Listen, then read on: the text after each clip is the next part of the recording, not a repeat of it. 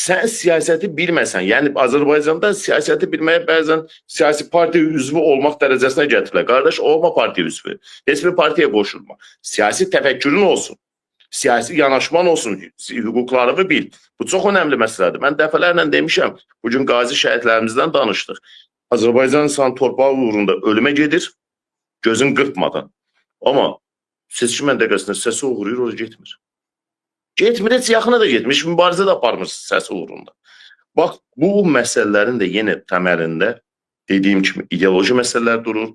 Bunu ortadan qaldıracaq, liderlərə bunu ortadan qaldıracaq, siyasi institutlara ehtiyac var. Çünki məsələlər sadəcə siyasi hakimiyyətlə və fərdlə bağlı məsələlər deyil.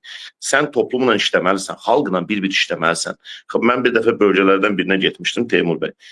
Bir yaşlı ağsaqqal şikayət elədi ki, bəs nəvəm yol qəzasında dünyasını dəyişib. Sonra məlum oldu ki, nəvəm yol qəzasında dünyasını dəyişməsindən səbəb deməli, saxta sürücü vəsiqəsinin alınması olub. Mən onda ağsaqqala bir söz dedim, təbii bu ağır bir faciədir. Dedim ki, bax dayı, deyirsən ki, siyasət bizim nəyimizə yarayır, nə işimizə? Bax, sən siyasətlə bir vətəndaş olaraq bu yaşında ciddi şəkildə maraqlansaydın, ölkədə korrupsiyanın qarşısını ala bilərdin. Sən siyasətlə ciddi şəkildə maraqlansaydın və sənin kimi minlərlə, on minlərlə adam əslindəki problemlərin, səhiyyədəki problemlərin qarşısını ala bilərdik. Siyasətlə maraqlanmaq, siyasi təfəkkür, gəlib hansısa partiyada, hansısa siyasətçiyə səs verməkdən ibarət deyil ki. Bax, bu ideoloji məsələdir və mən düşünürəm ki, biz nə olursa olsun, bunu mütləq Azərbaycan insanına, Azərbaycan toplumuna aşılamalıyıq, siyasi ənənə yaratmalıyıq, siyasi kültür yaratmalıyıq. Bunu yarada bilməsək, Teymur bəy, inandırım ki, 50 partiya qur, 10 partiya qur, xeyri yoxdur. Çünki bu olmayan da sonuçta bir şey deyil.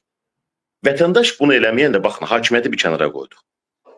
Ölkədəki siyasi partiya qurucuları da məsuliyyətdən kənarda qalır. Müxalifət də məsuliyyətdən kənarda qalır. Siyasət elminin təməl prinsiplərindən biri budur. Müxalifətdə məsuliyyəti hiss eləyə bilmirsənsə, iktidarı idarə eləyə bilməzsən.